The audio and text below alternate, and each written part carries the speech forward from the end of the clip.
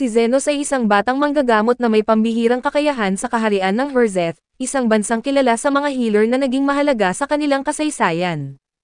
Sa sentro ng kaharian ay ang Royal Hospital ng Herzeth, isang institusyon na kilala sa buong mundo dahil sa husay ng mga manggagamot nito. Gayunpaman, si Zenos ay naiiba sa karamihan, dahil wala siyang lisensya at hindi siya dumaan sa formal na pagsasanay, at ang kanyang kaalaman sa panggagamot ay natutunan lang niya sa sarili niyang pagsisikap. Nakatira siya sa isang luma at sira-sirang bahay sa gilid ng lungsod kasama ang batang elf na si Lily. Lahat ng kanyang mga pasyente na kayang magbayad ay kanyang tinatanggap, at ang isa pa niyang kasamahan sa kanyang bahay ay si Carmilla, isang multo at may edad na babae, na palaging lumulutang lang sa loob ng bahay at walang ginagawa. Makalipas ang ilang araw, matapos niyang gamutin ang lahat ng dumating na pasyente, lumabas si Zenos upang bumisita sa isang kliyente na kayang magbayad ng mas mataas na halaga. Habang wala siya sa kanyang bahay ay nagsimulang magluto si Lily para sa kanilang hapunan, ngunit hindi nagtagal, dumating sa kanyang bahay ang mga babaeng pasyente ni Zenos, mula sa iba't ibang uri ng nilalang na halatang sabik na makasama siya. Ang lizard girl na babae ay si Sofia, habang ang medyo tangang fairy ay si Linga, at ang isang matipuno at maitim na elf ay si Luv. Nagagawan sila kung sino ang mauunang makipagkasunduan kay Zenos, habang binabanggit pa nila na gusto nilang ipacheck kay Zenos ang kanilang mga pakwan. Dahil dito ay naiinis si Lily at pinutol ang kanilang usapan, hindi siya natutuwa sa kahit sino na may gusto ng romantikong interes kay Zenos. Pagkatapos niyang patahimikin ang tatlong bisita, inanyayahan ni Lily ang mga ito na maghapunan sa kanilang bahay pagdating ni Zenos. Ngunit habang siya ay nasa labas ng bahay upang maglaba, hindi na nakapaghintay sina Linga at Luv at tinikman nila ang niluluto ni Lily. Sa unang tikim pa lang ay hindi na nila mapigilan ang kanilang sarili, at pati si Sofia ay kumain na rin, ngunit sa loob lamang ng ilang minuto ay naubos nila ang buong niluto. Nang bumalik si Lily ay nakita niya ang wala nang natirang pagkain at halos mamatay siya dahil dito, kaya't nagsisihan ang tatlo, ngunit dumating si Carmilla na galit dahil matagal na niyang gustong matikman ang hapunang iyon. Sa matinding takot ay nagboluntaryo ang tatlo na tumulong kay Lily sa muling pagluto, ngunit sa kasamaang palad ay wala na silang natitirang sangkap, kaya't nagpasya ang tatlo na sila na mismo ang maghahanap ng pinakamagagandang sangkap na maibibigay nila kay Lily. Habang abala ang mga babae sa pag-aayos ng problema sa hapunan, pauwi na si Zenos mula sa kanyang mga kliyente, at sa kanyang paglalakad ay nadaanan niya ang isang beast girl na si Teal, na hinahawakan ang kanyang tiyan at halatang nahihirapan sa matinding sakit. Nang sinubukan niya itong lapitan upang suriin ang kanyang kalagayan, biglang dumating ang amo ni Teal na sobrang galit at tinanong kung saan ito nagpunta. Ipinaliwanag ni Teal na nagtungo siya sa isang doktor dahil sa matinding pananakit ng kanyang tiyan, ngunit dahil wala siyang pera ay hindi siya nito pinapansin. Sa halip na maawa, hinila siya ng kanyang amo at sinabihan na hindi siya pwedeng magpahinga dahil lang sa kanyang mga kaartehan. Walang ibang nagawa si Zenos kundi panuurin ito mula sa malayo, dahil hindi ito saklaw ng kanyang interes. Sa ilang sandali ay dinala si Teal ng kanyang amo sa sementeryo, saka ito itinapon sa ibabaw ng isang lumang libingan, ngunit hindi nila napansin na may kaluluwang lumabas mula sa libingan at pumasok sa katawan ng dalaga. Pagkatapos ay inutusan siya ng kanyang amo na gawin ang tanging bagay na kaya raw niyang gawin, ang maghanap ng mahahalagang bagay sa mga libingan, ngunit nang hindi siya tumugon ay sinipa siya nito ng malakas. Sa hindi inaasahan ay biglang umatake si Teal sa kanyang amo, ngunit agad siyang sinagip ni Zenos at itinapon ang lalaki sa gilid. Pagkatapos nito ay nagalit si Teal at nagsimulang maghagis ng mga bato gamit ang kanyang buong lakas, ngunit madaling nakaiwas si Zenos, kahit pa ang mga batong iyon ay sapat na upang mabutas ang katawan ng isang tao. Nagkamali ang mayabang na lalaki sa pag-aakala na kayang labanan ni Zenos si Teal, ngunit sinabi ni Zenos na isa siyang manggagamot, at hindi siya sanay sa pagkitil ng buhay, isang bagay na hindi tinatanggap sa kanyang propesyon. Biglang naghagis si Teal ng napakalaking tipak ng bato, ngunit winasak ito ni Zenos gamit ang kanyang kamay na may nakabalot na mahika. Gayunpaman ay mabilis na sumugod si Teal at ilang beses siyang nakaiwas bago niya hinayaang sumalpok ang dalaga sa kanyang magic barrier, dahilan upang tumilapon si Teal papasok sa isang gusali. Sa kabila ng matinding pinsala, nagawa pa ring gumapang palabas ni Teal mula sa mga guho, at dahil sa sobrang pagod at sugat ay nagsimulang mawala ang kontrol ng espiritu na sumanib sa kanya. Ngayon ay napagtanto ni Zenos kung ano talaga ang totoong nangyari, at nang nilapitan niya si Teal upang tulungan ito ay kinagat ni Teal ang kanyang braso. Gayunpaman, Hindi ito pinansin ni Zenos at agad siyang gumamit ng mahika upang pagalingin ang mga sugat ni Till at paalisin ang espiritu sa kanyang katawan. Ngayon ay matagumpay niyang naalis at pinalaya ang kaluluwa gamit ang kanyang kapangyarihan, at pagkatapos doon, sinabi niya na sapat na ang kanyang ginawa para sa araw na iyon. Kasabay nito, nakita ng mayamang lalaki ang lahat ng nangyari, at ngayon lang siya naniwala na isa talagang bihasang manggagamot si Zenos. Nang humingi siya ng tulong kay Zenos ay sinabi ni Zenos na natapos na niya ang kanyang layunin sa araw na iyon. Patuloy na nagpupumilit ang lalaki at sinabi na mamamatay siya kung hindi siya tutulungan ni Zenos, kaya't sinagot siya ni Zenos na maaari siyang mabuhay pero may karampatang dagdag na bayad. Dahil dito ay ibinato ng lalaki ang kanyang pera bilang bayad, ngunit sinabi ni Zenos na hindi iyon sapat. Galit na galit ang lalaki at nagbantang isusumbong siya sa medical board dahil sa sobrang singil. Ngunit ngumiti lang si Zenos at sinabing wala siyang lisensya kaya't wala ring magagawa ang medical board sa kanya. Ipinahayag niya ang kanyang ideya na kunin si Till bilang kabayaran sa natitirang utang, at kaagad namang pumayag ang lalaki sa kasunduan, kaya't walang sinayang na oras si Zenos at agad niya itong pinagaling. Matapos ang lahat ng iyon ay nanatili si Zenos sa tabi ng walang malay na si Till hanggang sa siya ay magising. Nang muling sumakit ang kanyang tiyan, tinanong niya si Zenos kung sino siya, at ipinakita ni Zenos ang isang dokumento bilang patunay na siya na ang bagong amo ni Till. Ngayon ay agad na kumilos si Zenos at sinabi niya na kailangan niyang suriin ang katawan ni Till, kaya't nagulat si Till at inakala niya na isang bastos ang kanyang bagong amo, ngunit bilang alipin ay wala siyang magawa. Nang hinubad ni Till ang kanyang pangitaas ay doon nakita ni Zenos ang bato sa kanyang tiyan, isang gallstone na sanhi ng matinding sakit. Habang nagsasalita si Zenos ng mga medikal na termino na tila isang eksperto, ginamit niya ang kanyang mahika upang tanggalin ang bato sa kanyang tiyan sa loob lamang ng isang segundo. Pagkatapos nito ay naging maayos ang pakiramdam ni Till at tinanong niya kung paano ito nagawa, at ipinaliwanag ni Zenos na ginamitan niya ito ng magic surgery at mabilis na isinara ang sugat. Hindi makapaniwala si Till, ngunit mapagkumbabang sinabi ni Zenos at ipinaliwanag na kahit sinong healer ay kayang gawin iyon. Sa kanyang ipinakitang kabaitan ay nagpasalamat si Till, ngunit sinabi ni Zenos na hindi niya kailangan ng pasasalamat, at sa halip ay gusto niyang mabayaran siya sa lahat ng ginastos niya. Nang tanungin ni Till kung paano siya makakabawi, sinabi ni Zenos na may kailangan siyang halaman na isang bihira at espesyal at iyon ang nais niyang ipahanap sa dalaga. Bagamat nadismaya si Till ay pinilit pa rin niyang hanapin ang natatanging halamang kailangan ni Zenos. Nang maibigay niya ito, sinabi ni Zenos na nabayaran na niya ng buo ang pagkakabili sa kanya, ngunit nalilito si Till kung totoo ba ang sinabi ni Zenos o nagbibiro lang siya. Ipinaliwanag ni Zenos na kung hindi dahil sa kanya ay hindi niya matatagpuan ang halamang iyon, kaya't para sa kanya ay nabayaran na ang anumang utang ni Till, at malaya na siyang pumunta kahit saan niya gustuhin.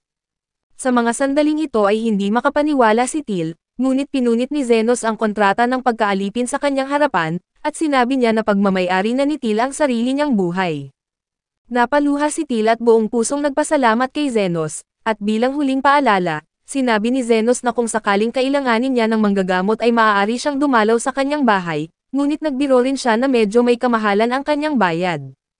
Pagkatapos doon ay umuwi si Zenos sa tamang oras din ng pagbalik ng tatlo niyang kliyente, na dala ang mga sangkap para sa kanilang hapunan. Sa katahimikan ng gabi, naalala ni Zenos ang mga panahong miyembro pa siya ng grupo ng mga adventurers, ang Golden Phoenix, na minsang naging isa sa pinakamalakas sa buong kaharian. Sa mga araw na iyon, tinawag siya ng kanilang pinuno na si Aston, ngunit sa malamig nitong tinig, sinabi nito na ayaw na nila ng isang mahirap na galing sa masukal na lansangan na tulad ni Zenos sa kanilang grupo.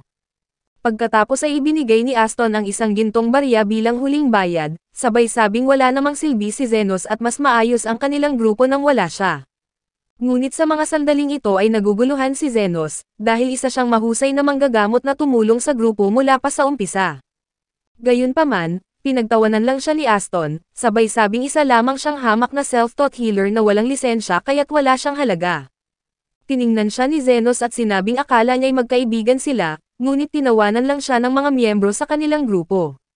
Habang pinagtatawanan siya ng iba, tinawag siyang isang ordinaryong adventurer na wala ng ibang silbi kundi ang saluhin ang lahat ng panganib para sa kanila. Ayon kay Aston, sikat na sila ngayon bilang pinakamalakas na grupo sa kaharian, mga kilala at iginagalang, ngunit hindi raw maganda na may kasamang hamak na taong kalye sa kanilang hanay. Idinagdag pa niya na sapat na ang gintong barya para sa buhay ni Zenos, at huwag na raw itong magsalita tungkol sa pagiging bahagi ng kanilang grupo. Ngayon ay napagtanto ni Zenos na ang gintong barya ay suhol upang patahimikin siya, kaya't tumayo siya at lumabas ng silid at nag-iisip kung ano na ang kanyang gagawin sa kanyang buhay. Habang naglalakad siya ng walang direksyon ay nakarinig siya ng ingay na tila may kaguluhan, kaya't sinundan niya ito at nakita ang isang lalaki at isang babae na pilit pinapakalma ang isang babaeng elf na alipin. Balak nilang ibenta ito sa isang pangit at masamang maharlika, ngunit labag ito sa kalooban ng elf kaya't sinubukan siyang panain ng lalaki sa kanyang binti para pigilan. Nilapitan siya ng lalaki at hinawakan ng mahigpit ang kanyang damit, pero matapang ang elf at kinagat ang kamay nito. Dahil sa inis ay sinaksak siya ng lalaki sa tiyan gamit ang isang patalim, ngunit nagalit ang kasama nitong babae at sinabing sinira niya ang kanilang negosyo. Sa kabila nito, tahimik na pinapanood ni Zenos ang pagtatalo ng dalawa habang nakahandusay sa dugo ang elf, kaya't mabilis siyang kumilos at inalok sa kanila ang gintong barya kapalit ng dalaga. Agad na pumayag ang babae dahil para sa kanila ay mamamatay na rin ito, at dali-daling naglaho ang dalawa sa madilim na eskinita. Pagkatapos ay sinimulang suriin ni Zenos ang sugat ng elf, at akala ng dalaga ay mamamatay na siya, pero isang bihasang manggagamot si Zenos at sa ilang saglit lamang ay gumaling siya na parang walang nangyari. Sa mga sitwasyong ito ay labis ang gulat ng elf dahil hindi man lang siya nakaramdam ng sakit, kaya't buong puso siyang nagpapasalamat kay Zenos. Pagkatapos ay ipinakilala ng dalaga ang sarili bilang Lily, at agad siyang nag-alala tungkol sa gintong barya na ibinayad ni Zenos para sa kanya. Gayunpaman, napansin ito ni Zenos at agad niyang sinabi na huwag na iyong isipin dahil wala naman daw iyong halaga para sa kanya. Sa katunayan lang, ayaw rin talaga ni Zenos na tanggapin ang perang iyon na galing sa isang tulad ni Aston, na isang taong mapagmataas at walang puso. Sa kabila nito ay tinanong ni Lily kung isa ba siyang kilalang manggagamot sa buong mundo, ngunit napailing si Zenos at sinabing wala siyang pangalan at wala rin siyang lisensyang pangmedikal. Nang tanungin niya si Lily kung saan ito nakatira, sumagot ito ng diretsyo na wala siyang tirahan at nagugutom na siya. Naawa si Zenos at napagpasyahan niya na isama muna si Lily, at pagkatapos ay dinala niya ito sa isang maliit na tavern, at binilhan niya ng mas maayos na damit at pinakain ng mainit na pagkain. Habang sabik na kumakain si Lily ay tinanong niya kung hindi ba kakain si Zenos, ngunit ngumiti lang si Zenos at sinabing hindi siya gutom, pero sa katotohanan ay wala na talaga siyang pera para bumili ng pagkain para sa kanyang sarili. Habang iniisip ni Zenos kung saan siya makakahanap ng trabaho, biglang pumasok ang isang adventurer sa loob ng tavern at humiling ng tubig. Napaupo ito habang tumutulo ang dugo mula sa kanyang sugat sa braso, na tila tinamaan ng bala, kaya't lumapit si Zenos at sinuri ang sugat, at sinabi niya na wala namang dapat ipag-alala dahil gasgas lang ito. Sa umpisa ay inakala ng lalaki na wala sa katinoan si Zenos, pero bago pa siya makasagot ay itinaas na ni Zenos ang kanyang mga kamay at biglang naglabas ng spell. Sa isang iglap, agad na gumaling ang sugat ng adventurer kaya't napanganga ito dahil sa gulat pero natuwa rin siya, at mabilis na nag-abot ng bayad kay Zenos bago ito lumabas ng tavern.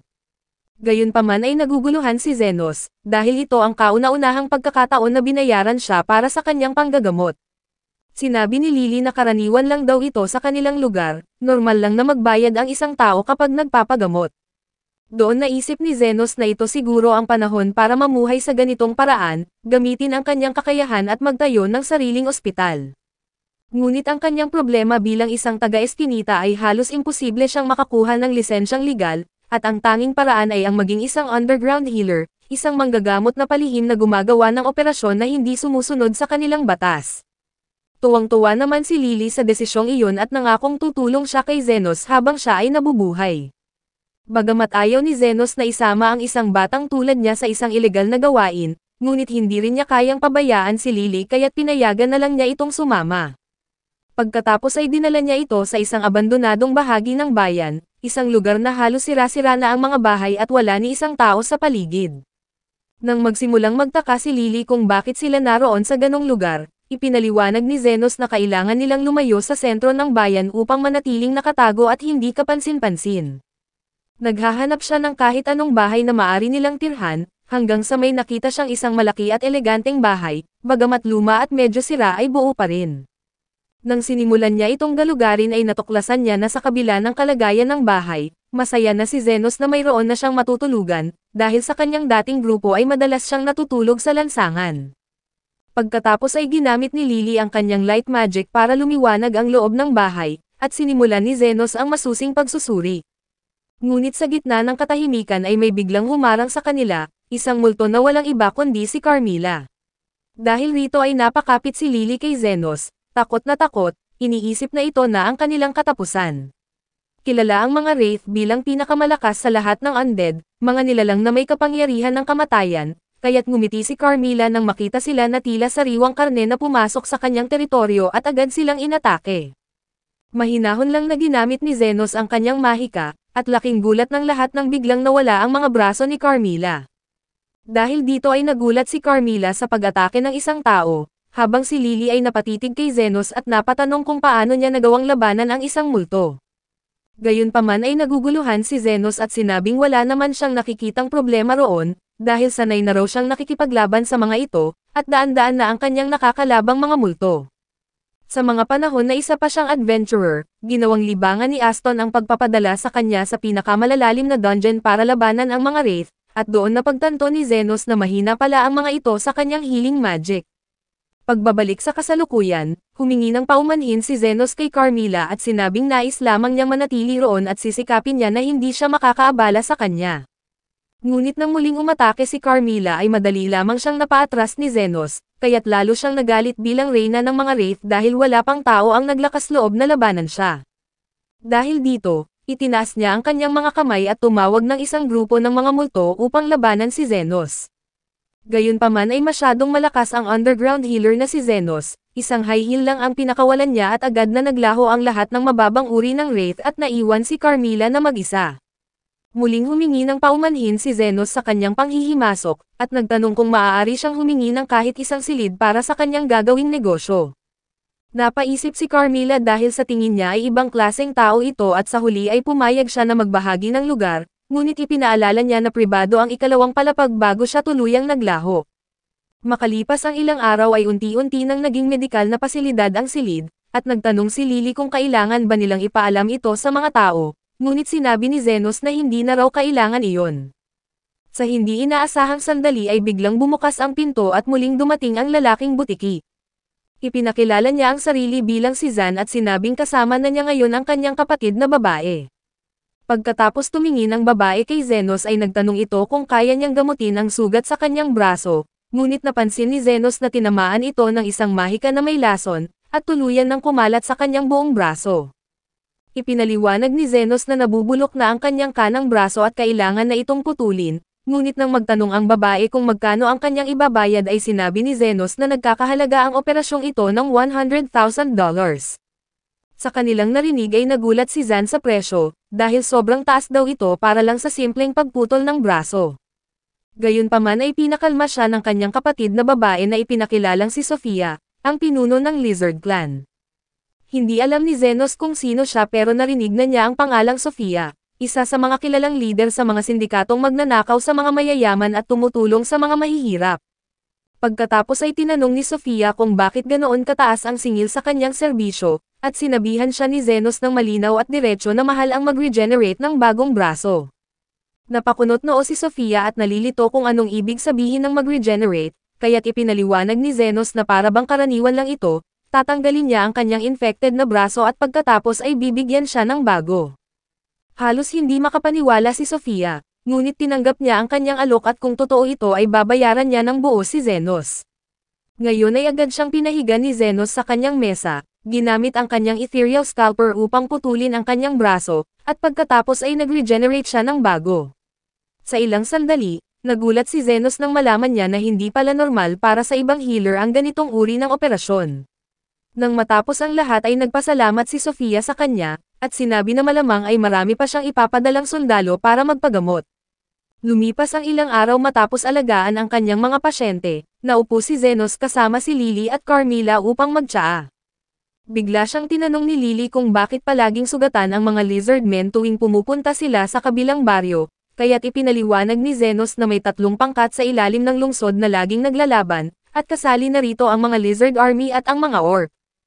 Habang sinasabi niya ito ay bigla siyang nakaramdam ng kakaiba, bumukas ang pinto at pumasok ang isang grupo ng mga halimaw kasama ang isang babae na kalahating tao na nagpakilala bilang Linga, ang pinuno ng mga halimaw. Alam ni Zenos na si Linga ang namumuno sa mga pasugalan sa ilalim ng lungsod at kilala bilang isang malupit na lider. Sinabi niya agad na sarado na sila, pero kung ito ay nasa matinding pangangailangan ay maaari niya silang tulungan. Tumawa si Linga at sinabing kahit ilang beses nilang talunin ang mga lizardmen, bumabalik pa rin ang mga ito na parang walang sugat, at nalaman niya na ang underground healer na si Zenos ang nagpapagaling sa kanila. Dahil dito ay hinawakan ni Linga ang isang malaking palakol at naglakad palapit sa kanya. Sinabi niya na papatayin niya si Zenos para hindi na nito matulungan ang mga lizardmen, ngunit nang umatake siya gamit ang kanyang palakol ay nabasag ito sa harap ng harang na bumabalot kay Zenos. Nagsimulang umatake ang mga halimaw, ngunit nang wala itong epekto sa kanya ay sinimulan nilang sirain ang loob ng bahay. Sinubukan silang pagsabihan ni Zenos pero hindi sila nakinig, hanggang sa biglang lumitaw si Carmilla at galit na galit sa pagkasira ng kanyang bahay, at nang makita siya ng mga halimaw ay huminto ang mga ito at napaiyak dahil sa takot. Bago pa sila maparusahan ni Carmilla ay pinigilan siya ni Zenos, ipinaliwanag na ang kanyang bahay ay para sa pagliligtas ng buhay at hindi sa pagkitil nito. Pagkatapos nito ay nagpa siya na manahimik si Carmilla at muling umakyat habang si Linga naman ay agad na napaluhod sa takot. Humihingi ng tawad dahil alam niya na kung kayang harapin ni Zenos ang isang wraith, kayang-kaya rin itong burahin ang buong pangkat nila. Matapos ang kaguluhan ay sinabi ni Zenos na huwag silang mag-alala, dahil para sa kanya ay panibagong hanay na naman ito ng mga pasyente para sa kanyang pagamutan. Dahil doon ay patuloy na dumarami ang kanyang mga pasyente, mula sa mga butiki hanggang sa mga halimaw. Maya-maya, dumating naman ang isang orc at sinabi nito na may sakit ang kanilang pinuno na si Lady Lo at kailangan ng kanyang tulong. Dahil sa balitang iyon, inalok ni Zenos ang orc na dalhin ang kanilang pinuno sa kanyang pagamutan, ngunit tumanggi ang orc dahil hindi na kayang gumalaw ni Lady Lo, at masyadong mapanganib dahil sa mga halimaw at sa mga butiki na palaging nasa paligid, na nagdadala ng gulo at nagtayo pa ng mga estruktura. Nang marinig ay napabuntong hininga si Zenos at nagpa siya na lang na sumama papunta sa kanilang lungga. Tumawid sila sa madilim na yungib hanggang sa marating nila ang isang malawak na kuweba, at pagdating doon ay nakita si Lady Lo, isang magandang babaeng maskulado na nakaupo sa trono habang napapalibutan ng mga orc. Nang magsimulang magpakilala si Zenos ay agad siyang tinukoy ni Lady Lo at sinabi niya na kilala na niya ito, palagi raw binabanggit ng mga butiki at mga halimaw ang tungkol sa isang Sigma healer na nasa ilalim ng lungsod. Ngunit naiirita si Zenos sa palihim na kasikatan, dahil ayaw niyang mapansin siya ng mga awtoridad lalo na't wala siyang lisensya. Pagkatapos ay tinanong niya kung ano ang problema ni Lady Lo, ngunit sa halip na sagutin siya ay hinamon siya ni Lady Lo na siya na mismo ang maghanap nito. Mahinahon na lumapit si Zenos, at sinuri ang kanyang katawan para sa anumang panlabas na pinsala, ngunit wala siyang nakita. Pagkatapos doon ay nagpa siya si Zenos na suriin si Lady Lo para sa anumang panloob na pinsala, at sa ilang sandali, nadiskubre niya na may bukol sa loob ng tiyan nito, hindi isang sanggol kundi isang monostone. Tiningnan niya si Lo at tinanong kung ano iyon, at ipinaliwanag nito na iyon ay isang batong sumasabog na hindi sinasadyang nalunok niya. Nagtanong si Zenos kung sinubukan ba siyang lasunin ng iba, ngunit sinabi ni Lo na hindi ganoon dahil aksidente lang daw itong nalunok niya habang kumakain ng diwata pares. Dahil dito ay tumalikod si Zenos at pabirong sinabi na hintayin na lang ito, dahil maya-maya ay baka ilabas na rin ito ng kanyang katawan. Ngunit pinigilan siya ni Lady Lo at sinabi na nakagat niya ng kaunti ang bato, at dahil doon ay naging mas delikado ito at kahit kaunting galaw ay maaaring maging sanhi ng pagsabog ng bato. Agad na pumalibot sa kanya ang mga orc, sabay sabing handa silang mamatay kasama siya at hinding-hindi siya iiwan. Napagtanto ni Zenos na wala siyang panahon sa ganitong drama at nais na sanang umalis, ngunit sinabi ni Lady Lo na may isang kayamanang nakatago sa loob ng isa sa kanyang mga kahon at nais niya itong ibigay kay Zenos. Naguguluhan si Zenos at inaakala niya na nagbibiro lamang ang babaeng orc, ngunit agad siyang hinagisan ni Lo ng isang gininto ang susi. Tinanong siya ni Zenos kung bakit niya ito ginagawa, at sinabi ni Lo na narinig daw niya na laging tapat si Zenos sa kanyang mga kliyente, at kapag bata ang pasyente ay wala siyang kinukuhang bayad. Dahil doon ay lubos niya itong hinahangaan, at gusto niyang ipagpatuloy ni Zenos ang kabutihang ginagawa nito.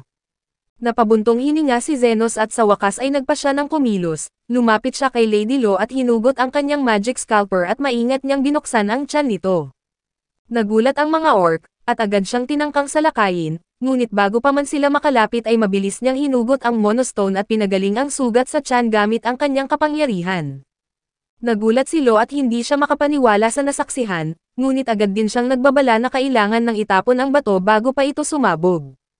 Sa kabila ng kanyang babala, hindi natakot si Zenos, hinawakan niya ito sa kanyang mga kamay at doon mismo sumabog ang monostone ng buong lakas. Nang mawala ang alikabok ay nanlaki ang mata ni Lo, dahil ni isang gasgas ay walang makita sa katawan ni Zenos.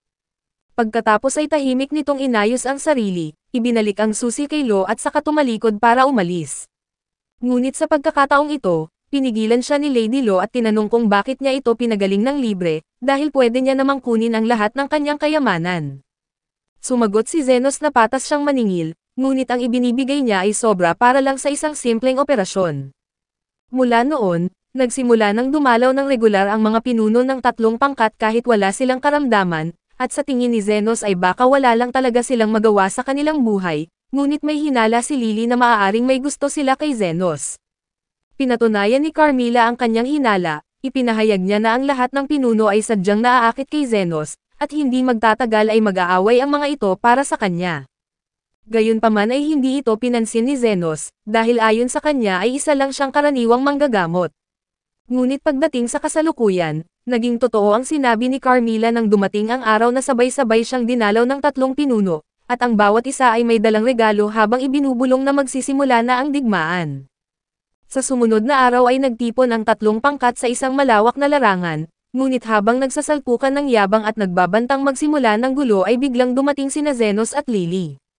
Sa halip na pigilan ang laban ay sinabi ni Zenos, ang kilalang underground healer, na ituloy na nila ang kanilang digmaan para matapos na ang lahat ng drama. Matapos siyang magbigay ng kumpirmasyon ay agad na kumilos si Sofia at sinubukang umatake, hinugot niya ang kanyang mga patalim at sinugod si Linga, pero mabilis ang halimaw na babae at naiwasan ang kanyang mga atake. Biglang sumali ang babaeng orc at tumalon kay Sofia, ngunit mabilis rin itong umatras at nakailag, at doon na tuluyang nagkagulo ang lahat. Ngayon ay nagbabanggaan na ang magkabilang grupo habang nagsusuntukan at nagpapatayan sa gitna ng isang madugong labanan, at ang mga pinuno ng bawat grupo ay nagharap at nagpalitan ng mga nakamamatay na atake, na para bang layunin talaga nilang magpatayan. Habang nangyayari ang lahat ng ito ay labis ang pagkabalisa ni Lily sa kanyang mga nasasaksihan. Ngunit nang lumipas ang ilang oras ay tila naging kakaiba ang sitwasyon, maghapon silang naglalaban pero walang namamatay o sumusuko, dahil lahat ng kanilang mga sugat ay kusang gumagaling sa hindi maipaliwanag na paraan. Doon napagtanto ng mga pinuno na si Zenos pala ang lihim na nagpapagaling sa kanilang lahat, at sinabi ni Zenos na wala siyang pakialam kahit magpatayan pa sila buong araw, at dahil pasyente niya silang lahat ay patuloy niya silang pagagalingin. Dahil doon, napatawa na lamang ang mga pinuno nang mapagtanto nila na nakakatawa na pala ang lahat ng nangyayari. Ngayong natapos na ang kaguluhan, nagpasya silang huminto at magtatag ng isang kasunduan, ang mamuno sa ilalim ng mundo ng magkakasama at mapayapa. Tuwang-tuwa si Lily sa naging resulta, habang pabirong sinabi ni Zenos na kailangan silang magbayad ng malaking halaga, dahil sobrang hirap daw pagalingin ang napakaraming tao ng sabay-sabay. Makaraan ang ilang araw, muling dumalaw si Sofia at ang kanyang kapatid sa bahay ni Zenos upang magpagamot. Naroon din sina Linga at Lo na kasalukuyang nagpapahinga lang, at tinawag ni Zenos si Sofia at tinanong kung paano siya nasaktan sa ganitong pagkakataon. Ipinaliwanag ni Sofia na isa siyang magnanakaw na pinipiling biktimahin ang mga mayayamang maharlika upang agawan ng yaman, at ipamahagi ito sa mga mahihirap sa bayan. Ngunit kahapon, habang ginagawa niya ito, nabulilyaso siya at nasugatan sa sagupaan laban sa mga kabalyero ng kaharian.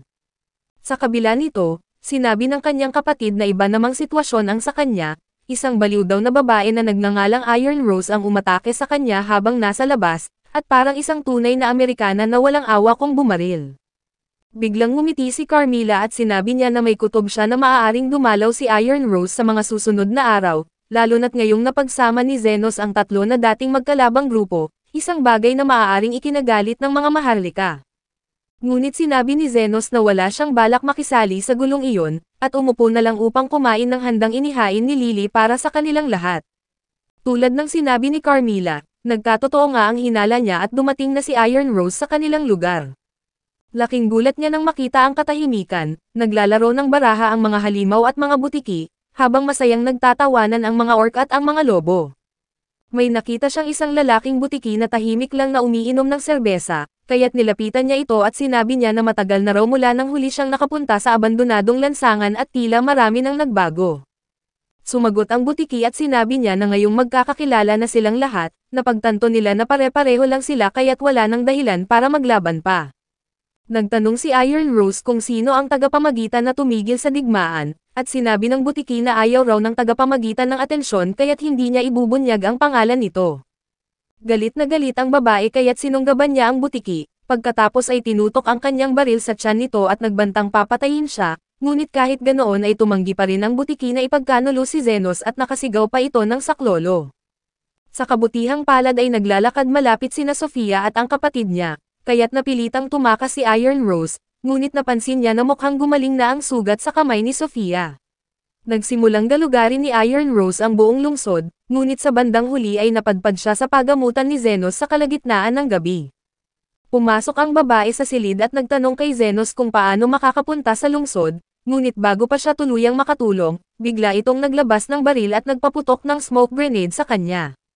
Napatigil si Lily sa gulat at takot dahil hindi niya alam kung ano ang susunod na mangyayari, at ipinaliwanag ng babae na matagal na niyang iniimbestigahan ang isang kidnapper na nambibiktima ng mga elf, at sa wakas ay natagpuan na raw niya ito ngayon.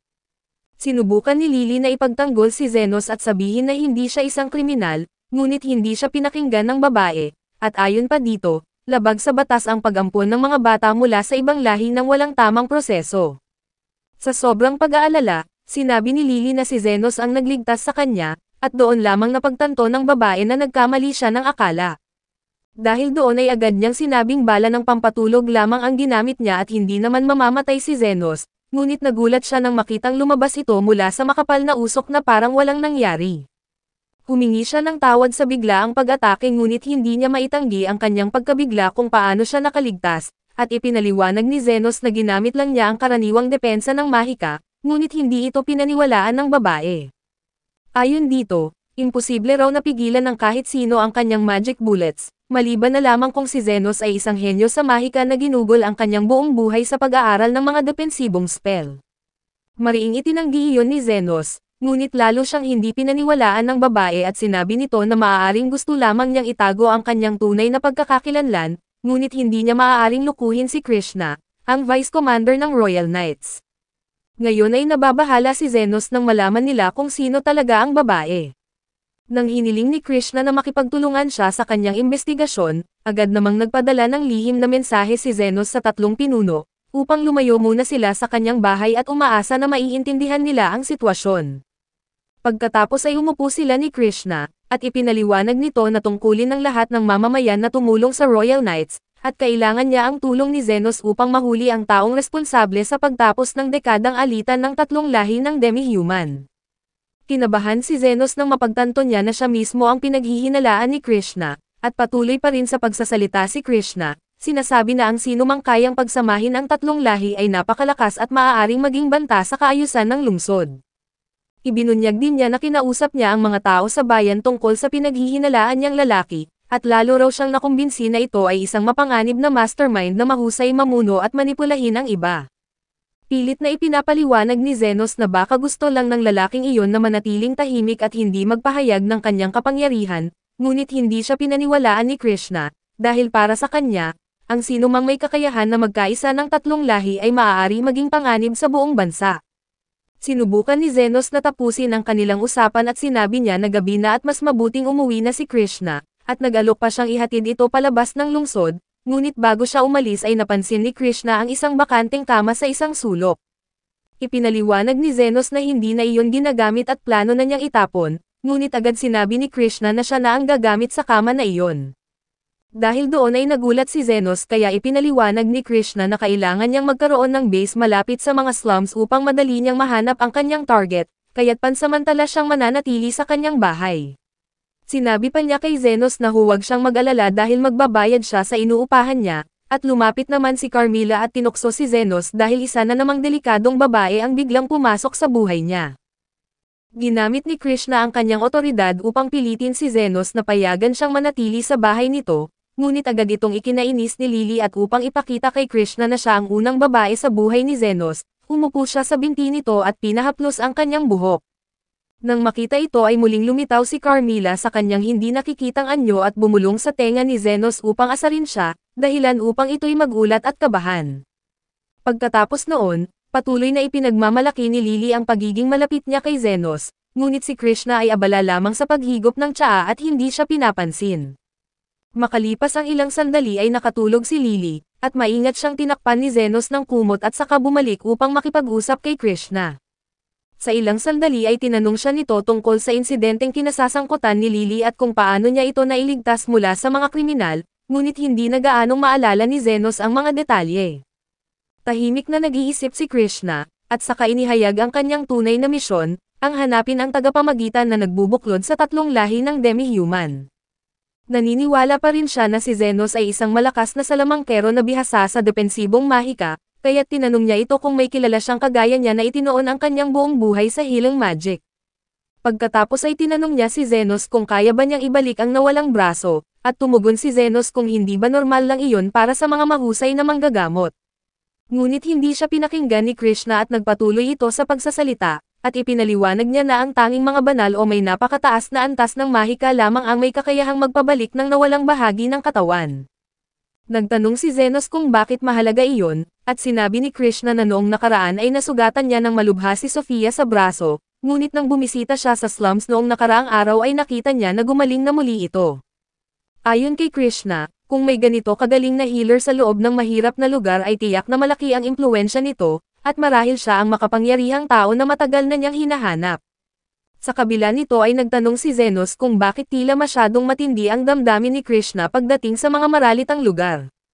Doon ay ikinwento ni Krishna ang masakit na nakaraan, ang kanyang ina ay isang mabait na babae na araw-araw nagbibigay ng pagkain sa mga dukha, ay pinaslang sa slums ng isang magnanakaw na gustong nakawin ang kanyang singsing.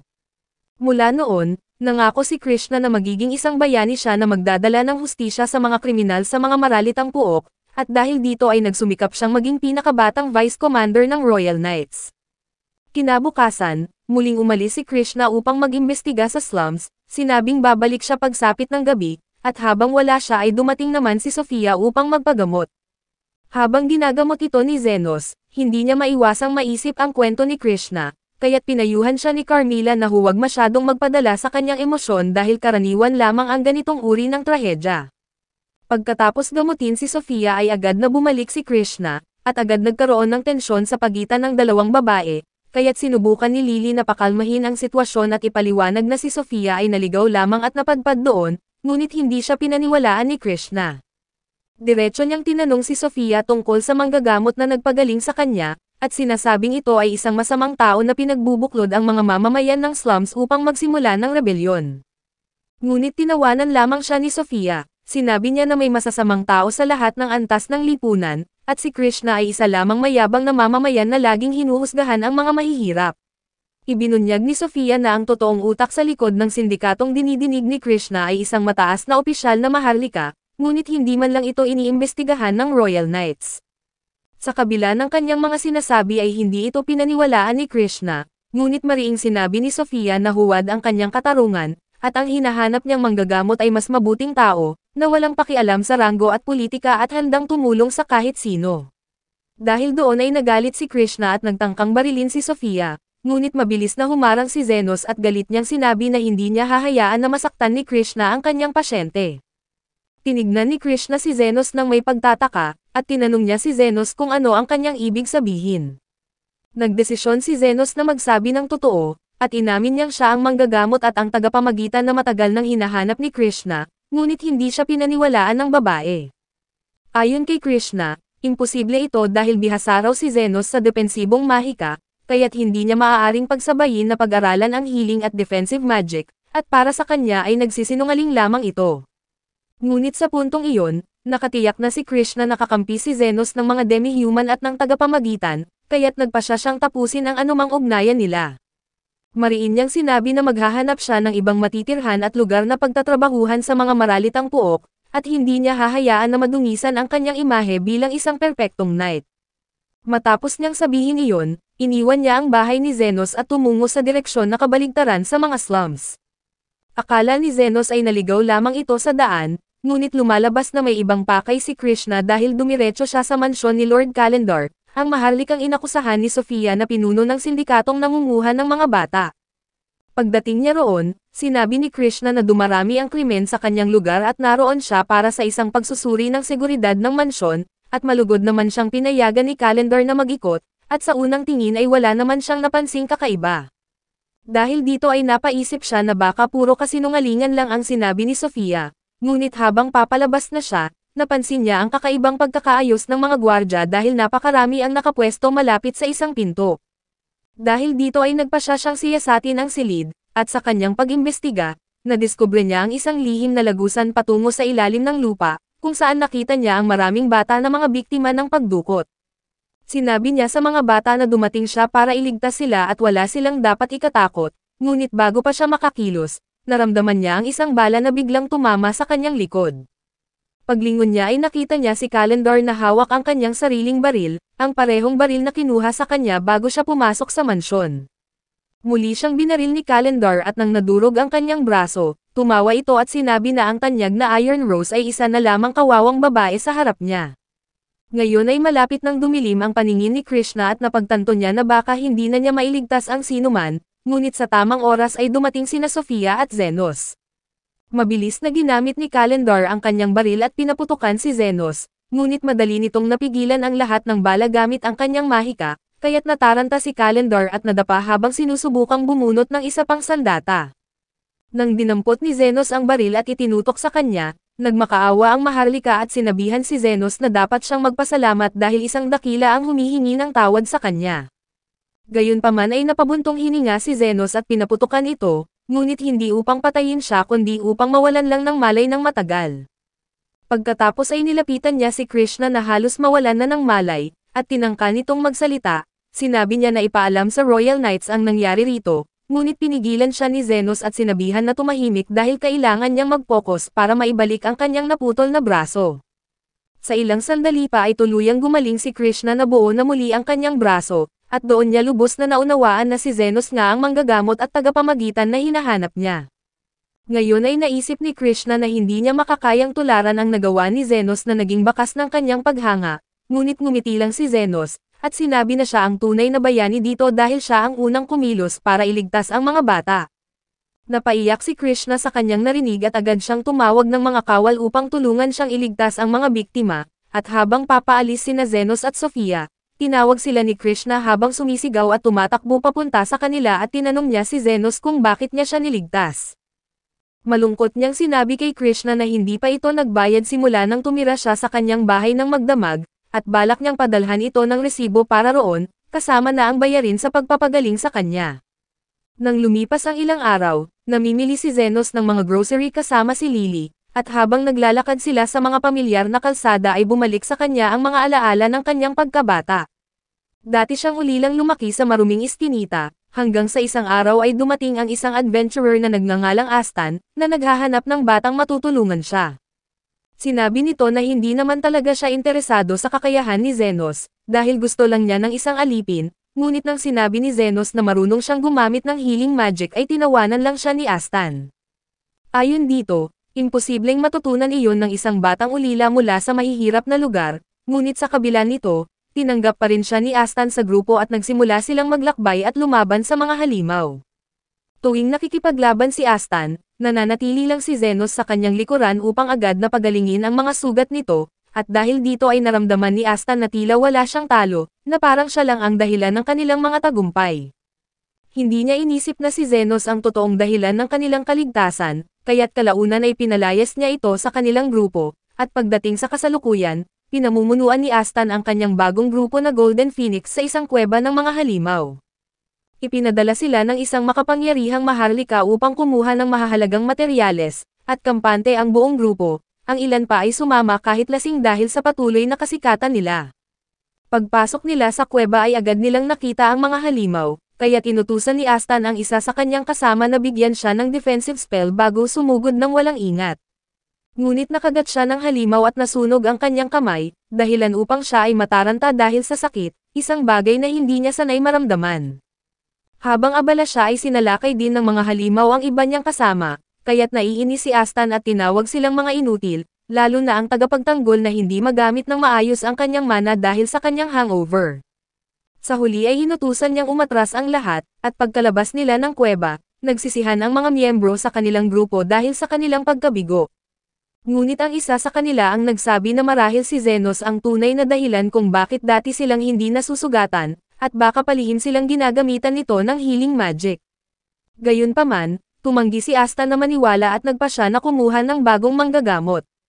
Makaraan ang ilang linggo, bumalik sila sa kuweba kasama ang isang healer na nagngangalang Yumin, ngunit sa kasamaang palad ay handa na ang mga halimaw sa kanilang pagbalik at agad silang inatake.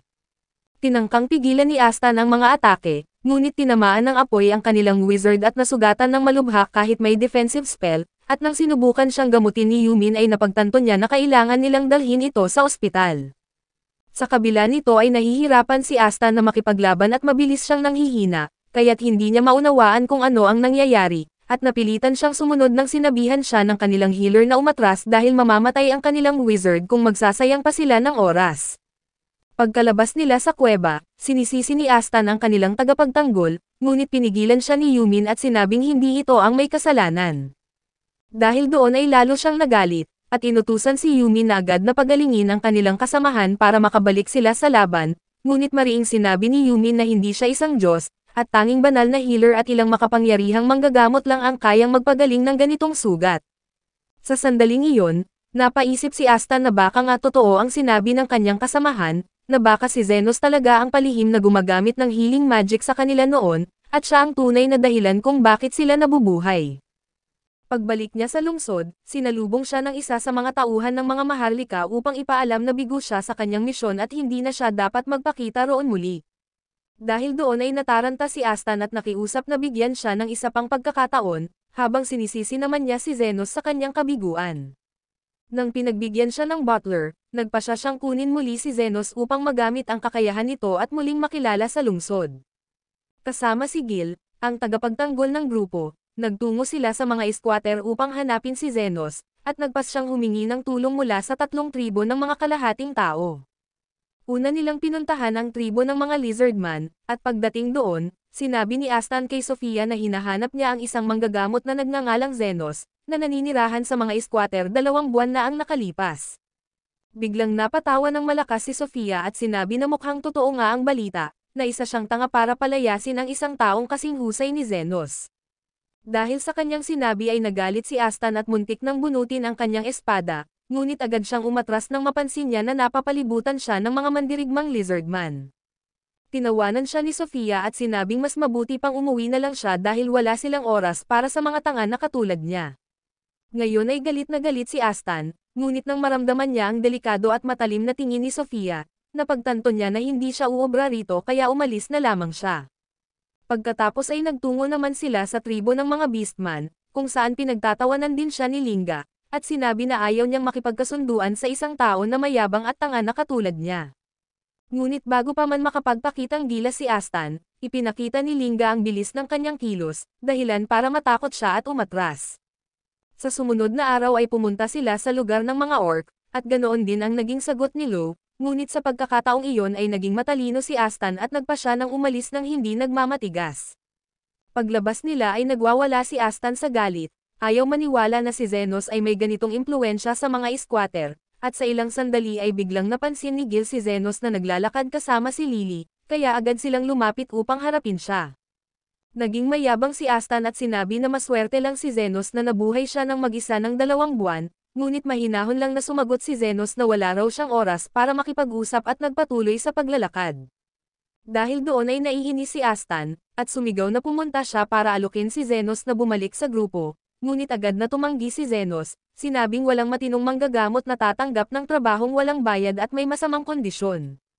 Ngayon ay nagalit si Astan at sinabi na dapat ay magpasalamat siya na binibigyan pa siya ng pagkakataong makasama sa isang sikat na grupo.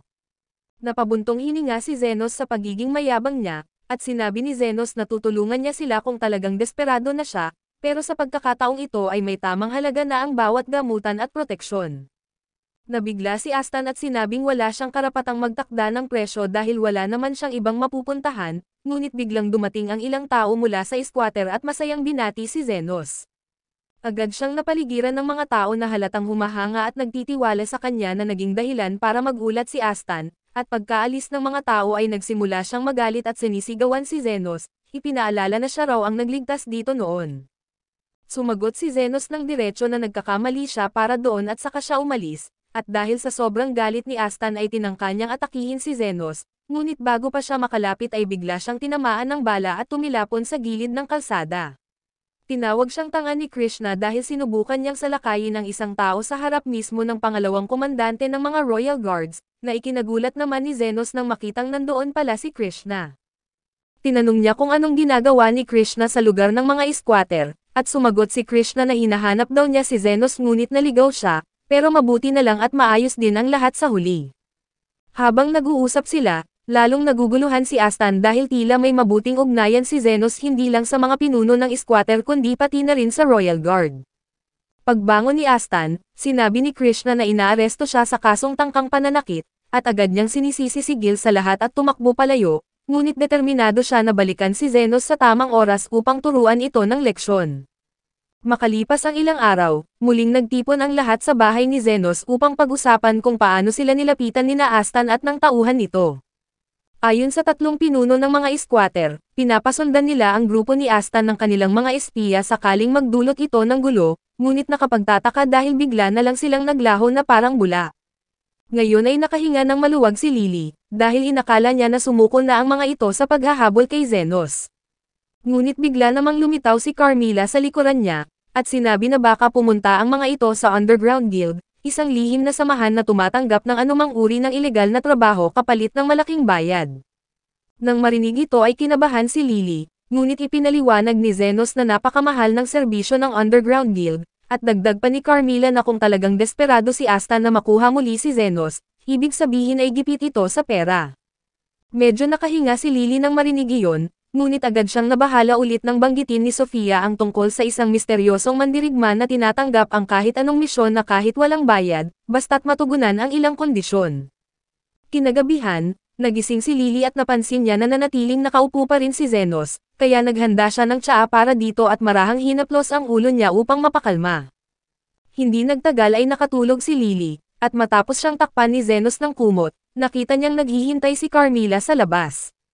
Hinimok siya ni Carmilla na magsalita ng malaya tungkol sa kanyang mga kasamahan, at sinabi ni Zenos na sana ay sinuntok na lang niya si Astan noong una pa lang nila itong nakita. Nagtanong si Carmilla kung paano siya naging bihasa sa healing magic, at inamin ni Zenos na sinubukan niyang buhayin ang isang patay noong bata pa siya, ngunit binugbog siya ng kanyang guro dahil sa ginawa niya.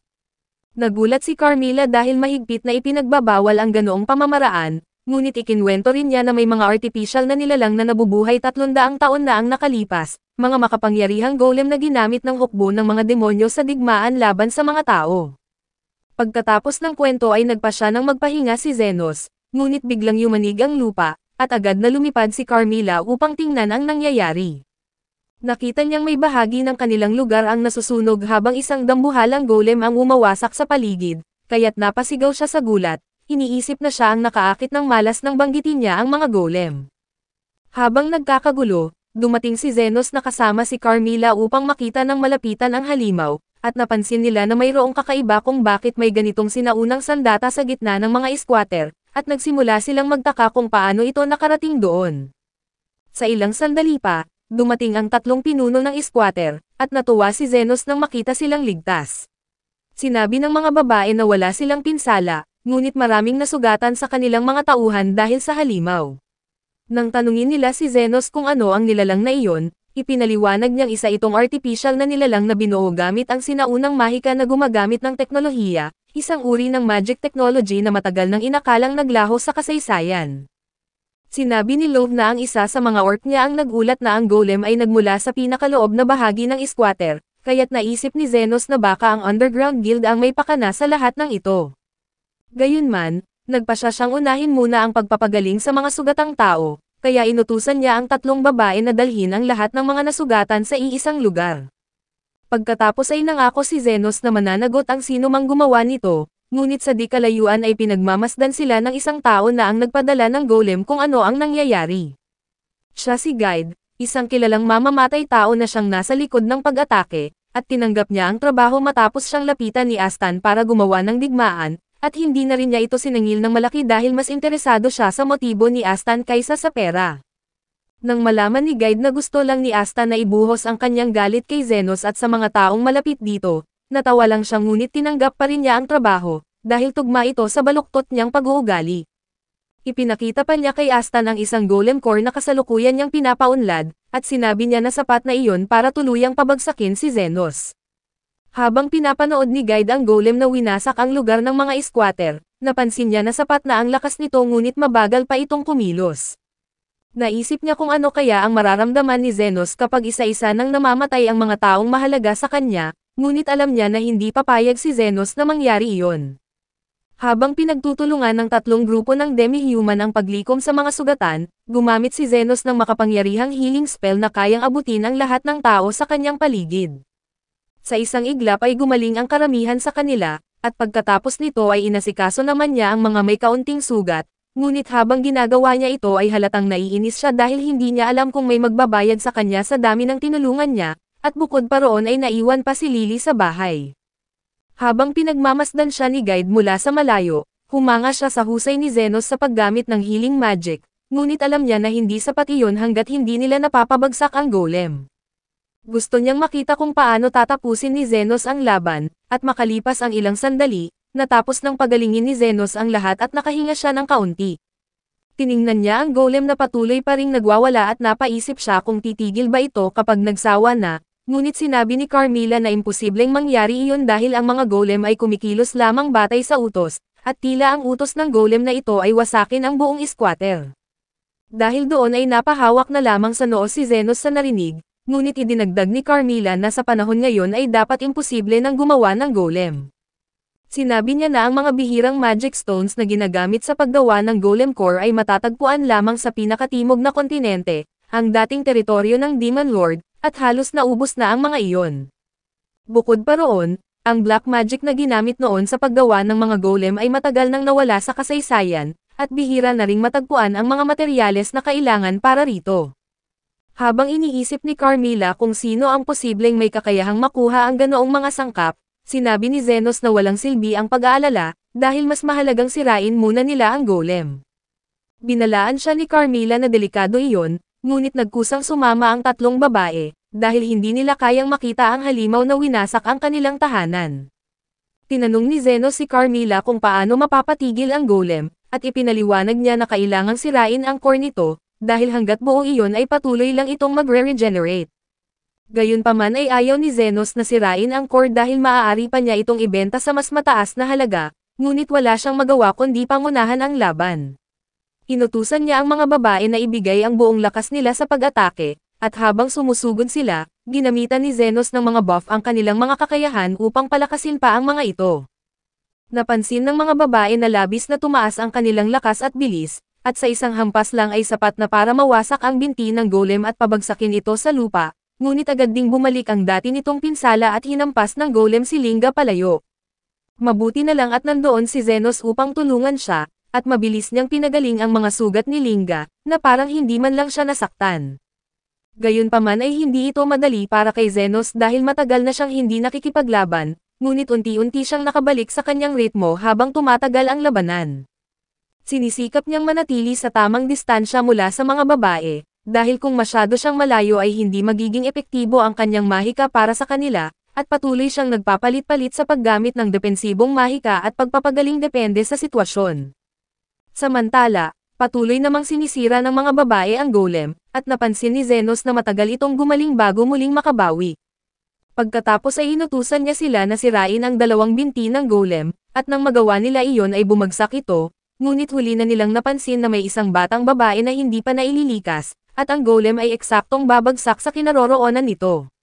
Ngayon ay nataranta si Zenos dahil hindi niya makita ng malinaw ang bata upang makapagsagawa ng depensibong mahika, kaya mabilis siyang tumakbo upang protektahan ito. Sa kasamaang palad ay hindi siya umabot sa tamang oras, ngunit sa gulat ng lahat, ang mismong golem ang gumalaw upang iligtas ang bata. Dahil doon ay nalilito si Zenos, ngunit agad niyang sinuri ang golem habang tumatakbo palayo ang bata, at pagkatapos ng pagsusuri ay dumating si Carmela at sinabi niyang kakaiba ang kinikilos ng golem. Ipinaliwanag ni Zenos na ang golem ay hindi ganap na artificial, dahil ang pinagmumulan ng lakas nito ay nasa kaliwang bahagi ng kanyang dibdib at hindi lamang isang batong mahika, kundi si Stan mismo. Mula sa malayo ay patuloy na pinagmamasdan ni Guide ang nangyayari, at ngumiti ng mapagkunwari nang makita niyang nadiskubre ni Zenos ang kanyang sikreto. Dahil kulang siya sa perpektong mga batong mahika, naisip ni Guide na ang pinakamabisang paraan upang makagawa ng core ay pagsamahin ito sa isang tao, ngunit mahirap kontrolin ang golem na ganito ang pagkakabuo. Sa kabila nito ay inakala niya na madali niyang mapapailalim sa kanyang kapangyarihan si Stan, na isang tao na puno ng galit at negatibong emosyon. Nilinlang niya ang lalaking may pulang buhok na ang batong mahika ay kailangan para sa kanyang paghihiganti, at pinagsanib ito sa kanyang sarili upang maging core ng golem. Ngayon, gusto niyang makita kung kakayanin ni Zenos na patayin ang dating kaibigan para mailigtas ang mga tao sa slums, ngunit nagpasya si Zenos na siya mismo ang haharap kay Astan. Pagkatapos ay inutusan niya ang mga babae na umatras dahil siya lang ang makakatalo dito, at nang sumunod sila ay umalis din si Carmela dahil malapit nang sumikat ang araw, at naiwan si Zenos na mag-isa kasama ang golem na alam niyang kinaroroonan ni Astan. Sinabi niya na hindi siya makapaniwalang ang isang taong makasarili tulad ni Astan ay magliligtas ng bata, ngunit naalala rin niya kung bakit naging sakim sa pera si Astan, dahil namatay ang kapatid nitong babae sa karamdaman at hindi niya ito nailigtas dahil sa kahirapan. Tinanong ni Zenos kung naalala ni Astan ang kapatid niya sa batang iyon, at napagtanto niya na may natitira pa ring kaunting pagkatao sa kanyang dating kaibigan, ngunit huli na ang lahat dahil lumikha siya ng sandata gamit ang kanyang mana at umatake, sabay pinutol ang dalawang braso ng golem. Habang umaatungal ang golem, muling sumugod si Zenos at sinaksak niya ang dibdib nito ng buong lakas, at binubuksan niya ang loob kung saan naroon si Astan. Tinignan niya ito at malungkot na sinabi na ito na ang kanyang katapusan, at sa kanya tinapos ang laban ng walang pag-aatubili. Nagulat si Guide sa nakita niya, dahil hindi niya inakalang magiging ganito kawalang awa si Zenos, ngunit nauunawaan niya na baka ito ay bunga ng lahat ng kalupitang naranasan niya noon. Sa sobrang pagkadismaya ay naisip niyang umalis, ngunit bigla siyang napahinto nang mapansin niya ang kakaibang ginagawa ni Zenos. Hindi lang basta pinutol ni Zenos ang katawan ni Astan dahil sabay rin niya itong ginagamot, ngunit sinisira niya ang mga bahagi ng katawan ni Astan na pinagdugtong ng Magic Stone, at agad niya itong ibinabalik bilang normal na katawan ng tao. Ngayon ay namangha si Guide dahil alam niyang nakakapagod ang proseso, ngunit hindi tumigil si Zenos na ikinagulat ni Guide, dahil hindi siya makapaniwala na may lakas at kasanayan pa rin si Zenos matapos magpagaling ng daan-daang tao. Dahil sa kanyang mga nasaksihan, labis ang kanyang pagkabigla na may ganoong kakayahang nilalang at napaisip siyang muli tungkol sa kanyang pananaw. Samantala, sinabi ni Zenos kay Astan na mas makabubuti sana sa mundo kung mamamatay na siya roon, ngunit hindi niya ito maaaring hayaang mangyari dahil kailangang may magbayad sa pinsalang ginawa sa slums at sa pagod niyang magpagaling buong magdamag. Habang buhay niyang pananagutin si Astan at ang kasabwat nito, at dagdag pa niya, may dalawang malaking pabor na minsan nang nagawa si Astan para sa kanya, ang una ay nang iligtas siya mula sa lansangan, at ang pangalawa ay nang bigyan siya ng gintong barya bilang bayad sa kanyang serbisyo, na naging daan upang mapalaya niya si Lily at tuluyang mabago ang kanyang buhay. Ngunit ang pinakamahalagang dahilan ayon kay Zenos ay dahil isa siyang healer, at hindi niya hahayaan na may mamatay sa kanyang harapan, at pagkasabi niya nito, buong lakas niyang tinamaan ang Magic Stone sa puso ni Astan at tuluyan na itong nabasag. Ngayon ay muling nakalaya si Astan, at habang nakaluhod ay inamin niyang napakahusay ni Zenos at sa sobrang husay niya ay halos masuka na siya. Naalala niyang kung paano tinulungan ni Zenos ang mga babaeng demi-human noon, at napagtanto niya na ganito rin pala ang kanyang ginawa sa kanila. Nang bumagsak si Astan at sinubukang humingi ng tawad ay sinabihan siya ni Zenos na tumayo, ngunit tumanggi siya hanggat hindi siya napapatawad, at sinabihan ni Zenos na kailangan niyang tumayo dahil may isa pa siyang kailangang gawin at ang suntukin siya sa mukha. Dahil doon ay nabigla si Astan, ngunit bago pa siya makagalaw, ginamit ni Zenos ang huling patak ng kanyang mana upang palakasin ng 10 beses ang kanyang suntok. Ngumiti siya ng may kakaibang ngiti at sinabing, isa pa sa dahilan kung bakit hindi niya siya pinatay kanina, dahil gusto pa niya siyang suntukin, at pagkasabi niya nito ay sinuntok niya si Astan ng ubod lakas, at tumilapon ito palayo. Makalipas ang ilang minuto ay nagising si Astan at nakita si Krishna sa tabi niya, at nang nagtanong siya kung nasaan si Zenos ay sinabi nitong nasalubong niya si Zenos at nalaman na ang buong pangyayari. Ayon kay Krishna, isang himala na walang namatay sa insidenteng iyon, at habang buhay nang may utang na loob si Astan kay Zenos. Pagkatapos nito, inaresto siya ni Krishna sa mahabang listahan ng mga kasalanan, at dinagdagan pa ng public indecency nang mapansin niya na wala siyang saplot. Ibinigay ni Krishna ang mensahe ni Zenos, kinuha nito ang kanyang espada upang ibenta at ipambayad para sa mga ginawa niyang pinsala. Doon lang napagtanto ni Asta na wala na siyang natira at kahit damit ay nawala, ngunit nag-iwan si Zenos ng pamamaalam, isang gintong barya, katulad ng minsang ibinigay ni Astan sa kanya. Sinabi ni Krishna na ayaw na siyang makita ni Zenos kailanman, at pagkarinig niya noon, napaiyak si Astan na parang bata. Samantala, pagod si Zenos habang pauwi siya sa kanyang bahay, na halos hinihila na lang niya ang kanyang mga paa, at habang nasa daan ay nakasalubong niya ang mga babaeng kalahating tao, na agad siyang tinulungan kahit paulit-ulit niyang sinasabing ayos lang siya. Pagdating nila sa bahay, agad siyang sinalubong ni Lily na may hinandang mainit na tsaa, tiwalang ligtas siyang makakauwi. Makalipas ang ilang araw, dumalaw si Krishna kay Zenos para ibalita ang resulta ng investigasyon tungkol sa insidente ng golem. Ayon sa kanya, wala pa rin silang matibay na ebidensya, ngunit pinaniniwalaan nila na ang may kagagawan ay isang lalaking nagngangalang Guide. Nang marinig iyon ay nangako si Zenos na balang araw ay hahanapin niya si Guide at pagbabayarin ito sa lahat ng kanyang utang, kasama ang interes, ngunit binalaan siya ni Krishna na mahirap itong hanapin dahil wala itong iniiwan na bakas. Bago pa man dumating ang mga kabalyero ay nilinis at iniwan daw ang gusaling pinangyarihan ng kanilang pagpupulong, at nagkwento rin si Sofia na nagsagawa siya ng sariling pagsisiyasat at natuklasan niya na kamakailan lang ay sumali si Guide sa underground guild, at madalas daw itong kumikilos ng mag-isa. Sumang-ayon sa kanya si Linga dahil nakarinig din siya ng mga katulad na balita, habang ipinaliwanag naman ni Love na karaniwan na sa kanilang guild ang huwag makialam sa buhay ng iba. Naniniwala siya na kahit tatanungin nila ang mga tao roon, sigurado siya na kakaunti lang ang makukuha nilang impormasyon.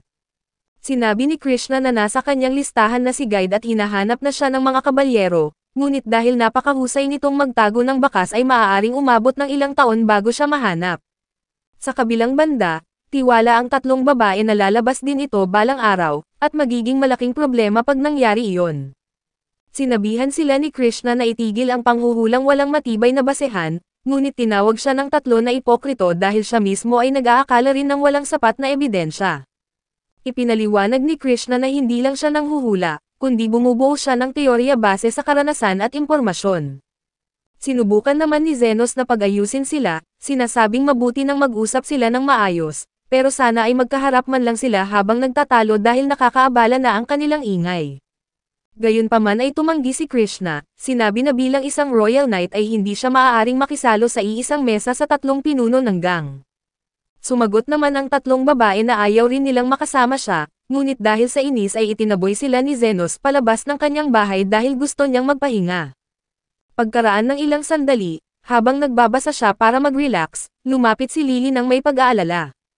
Sinabi niya na halatang napapagod si Zenos mula pa noong inatake sila ng golem, kaya naisip niyang may makakatulong para makapagpahinga ito, ang magpunta silang dalawa sa isang hot spring. Ngunit bago pa niya masabi ng buo, biglang pumasok si Sofia at nagulat si Lily dahil iminungkahi rin ni Sofia ang parehong ideya, na magtungo sila sa hot spring para makapagpahinga si Zenos. Nagustuhan ni Zenos ang ideya ni Sofia, ngunit naiinis si Lily dahil nawalan siya ng karangalan, at nang umalis si Sofia ay dumating naman si Linga na may dalang parehong suhestyon. Hindi pa man nakapagsalita si Zenos na pumayag na siya kay Sofia ay hinila na siya ni Linga palabas, sabay sabing nangako na raw ito sa kanya, na lalong ikinagalit ni Lily, at sa gitna ng kaguluhan ay dumating pa si Love. Sa pagkakataong ito, tinanong ni Zenos nang may inis kung dumating din ba siya para yayain siyang pumunta sa hot spring, at namula ang babae at nagulat kung paano niya nalaman iyon. Sinabi niya na marahil ay nakatadhana sila dahil pareho ang iniisip nila, ngunit tinawanan lang siya ni Zenos at sinabing ang tunay niyang makakasama ay sina Linga at Sofia, dahil pareho rin ang ideyang naisip ng mga ito. Sa ilang sandali pa ay dumating din si Krishna, at alam na agad ni Zenos na iyon din ang pakay niya, at dahil sa pagkainis ay sumang-ayon na lang siya at sinabi na maganda naman talagang ideya ang pumunta sa hot spring. Nasaktan si Lily sa mga nangyari at tahimik na lang siyang nagtatampo, habang si Zenos naman ay nagtataka kung bakit parang nahuhumaling ang lahat ng babae sa hot spring. Tinangka niyang tanungin si Lily tungkol sa sinabi nito kanina, pero bigla siyang sumigaw at sinasabi na wala naman daw iyong halaga, ngunit sa sandaling iyon ay dumating si Carmela at tinukso si Lily dahil natalo raw ito sa mga karibal niya. Pagkatapos ay sinabi niya kay Zenos na sasama rin siya dahil matagal na siyang hindi nakakapunta sa hot spring, at sa kalaunan ay pumunta na si Zenos para magbabad at maibsan ang pagod ng katawan. Habang nakababad siya, naisip niya na malayo na sa tahimik na buhay na gusto niya bilang isang underground healer ang kanyang nararanasan ngayon, at tila tuluyan na itong nakawala sa kontrol. Dahil doon, pinapahalagahan pa rin niya ang mga sandaling katulad nito na nakakahanap siya ng kapayapaan kahit saglit lang, ngunit hindi nagtagal ay biglang bumukas ang pinto ng paliguan at pumasok si Sofia. Nagulat si Zenos at sinabi niya na ito ay paliguan ng mga lalaki, ngunit sumagot si Sofia na naglagay na siya ng karatula sa labas na nagsasabing bawal pumasok, kaya't nakakatiyak siya na wala nang ibang pupunta. Pagkatapos ay lumusong siya sa tubig at sinabi na gusto raw niyang maging mas agresibo sa pagpaparamdam kay Zenos, bagamat alam niya na hindi ito ang tamang pagkakataon. Habang nagsasalita siya tungkol sa kung paano siya nagbago mula nang makilala si Zenos, palapit siya ng palapit at pilit inaakit ito sa usapan, ngunit nang napansin iyon ni Zenos ay nagdesisyon si Sofia na maging agresibo na talaga. Nilapitan niya ito at halos nakikipaglaban na, nang biglang dumating si Linga at nasasabik raw siya kaya agad na tumalon papunta kay Zenos, ngunit si Sofia ang nakasalo sa kanya at nauwi ito sa pagtatalo ng dalawa. Sa gitna ng gulo, biglang lumitaw si Love mula sa ilalim ng tubig, sinabing matagal na siyang naghihintay kay Zenos doon. Agad siyang sinugod ni Linga at Sofia, kaya nag-away ang tatlo, ngunit tinalikuran na lang sila ni Zenos na naghahangad ng kahit kaunting katahimikan. Ngunit bago pa siya makabawi ng hininga, biglang pumasok si Krishna at pinagalitan ang tatlong babae, tinawag silang walang hiya dahil ito ay paliguan ng mga kalalakihan.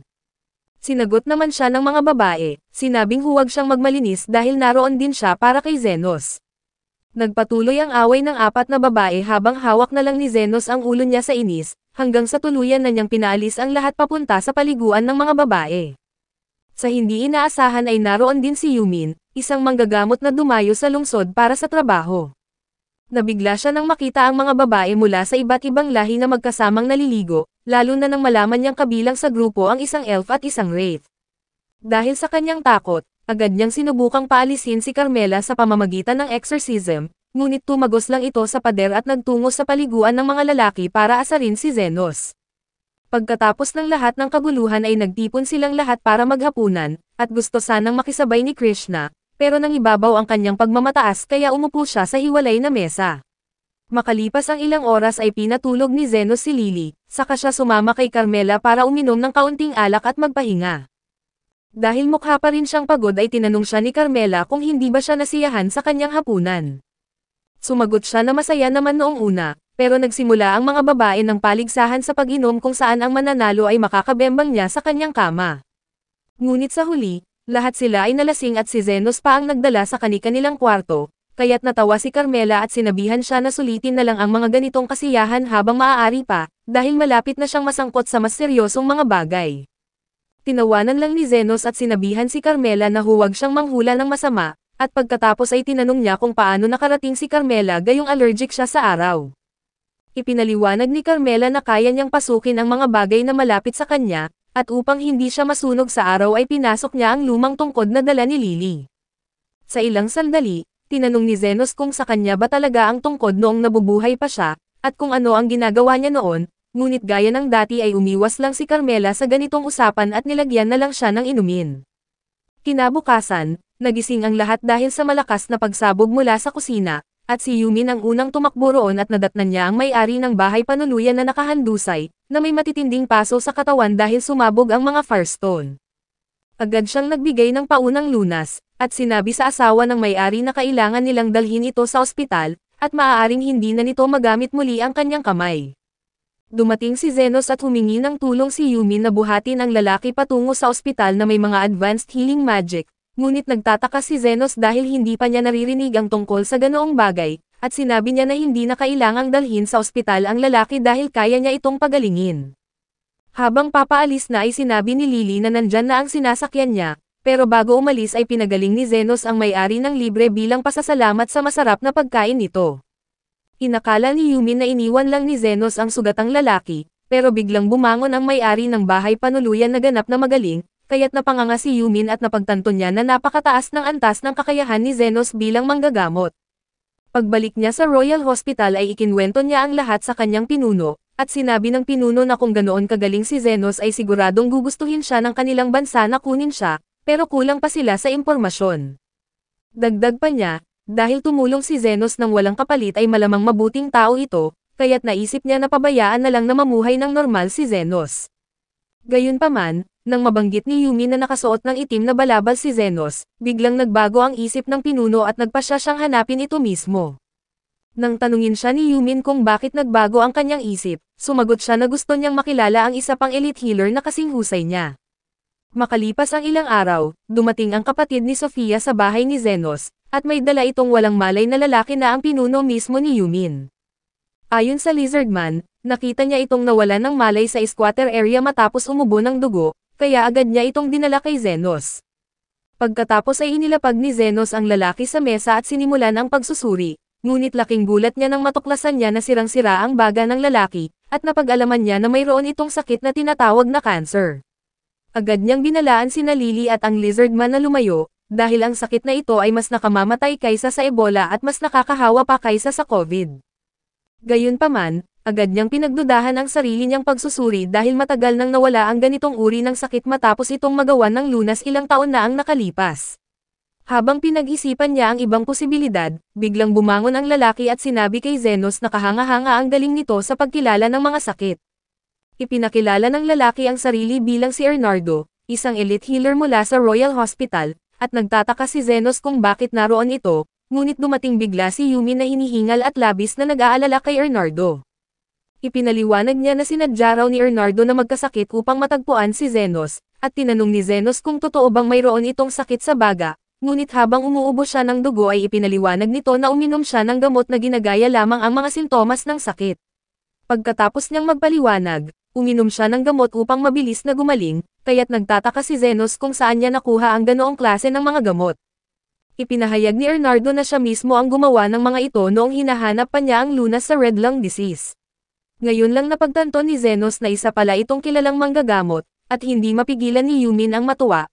Habang ipinapaliwanag na si Ernardo ay nakatuklas na ng maraming lunas para sa mga mapanganib na sakit, kaya tinagurian siyang isang elite healer.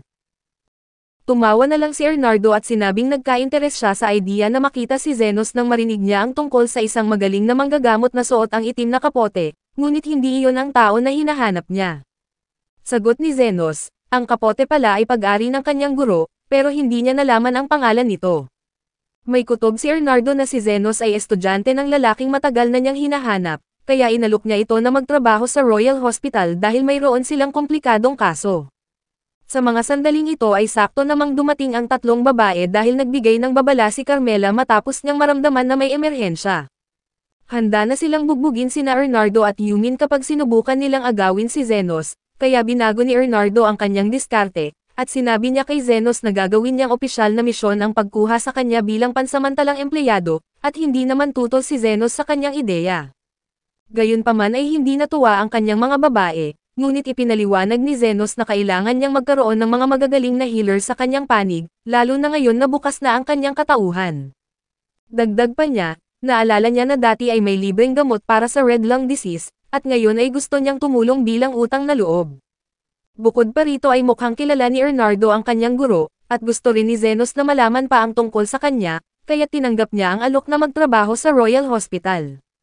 Pagdating nila sa Royal Hospital kasama si Ernardo ay namangha si Zenos sa laki at ganda nito, ngunit inamin niya na masyado itong malaki at maliwanag para sa kanya, at nagtanong siya kung may madilim at marumi ba silang kwarto dahil doon siya komportable.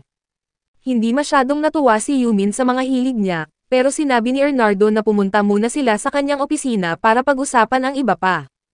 Pagdating nila sa kanyang silid, lumabas na madilim at medyo magulo ang kanyang organisasyon sa opisina, bagay na nagpapakomportable kay Zenos. Sa ilang sandali, sinimula ni Ernardo ang kanilang usapan, sinabi niya na kinuha niya si Zenos para imbestigahan ang ilang nawawalang tao. Sumagot si Zenos na hindi iyon ang trabaho niya, pero sinabi ni Ernardo na nagtanong lang siya dahil baka mayroon siyang ideya. Dahil natanggap siya bilang isang espesyal na research student, malaya siyang makasali sa maraming programa sa ospital na hindi pwedeng salihan ng ordinaryong estudyante, basta mayroon siyang tamang rekomendasyon. Naiintindihan ni Zenos na malaking tulong ito para makakuha ng maraming impormasyon, pero nag-aalala siya na baka may makaalam sa totoong pagkakakilanlan niya. May plano na si Bernardo para sa ganitong sitwasyon, tinuruan niya si Zenos na sabihin na nag-aral siya sa ibang bansa at ngayon ay isa ng magaling na manggagamot na bumalik sa kanilang lugar. Dahil may magaling na manggagamot naman siyang kasama, iisipin ng iba na siya ay isang lehitimong elite healer, kaya't hindi ito magiging kaduda-duda para sa iba. Pagkatapos noon, pumunta si Zenos sa dormitoryo at nagulat nang salubungin siya ni Lily, kaya't tinanong niya kung ano ang ginagawa nito doon, at ipinaliwanag ni Yumi na pwedeng manirahan ang miyembro ng pamilya sa dormitoryo. Ipinagmamalaki ni Lily na asawa siya ni Zenos, pero ipinaalala ni Yumi na sa opisyal na dokumento, siya ay kapatid lamang. Nagpasalamat si Zenos kay Yumin dahil inayos nito ang papeles ni Lily upang dalhin siya roon, at sinabi ni Zenos na nag-alala siya para sa kanya, at pag-alis ni Lily ay silang dalawa na lang ang nanatili sa bahay.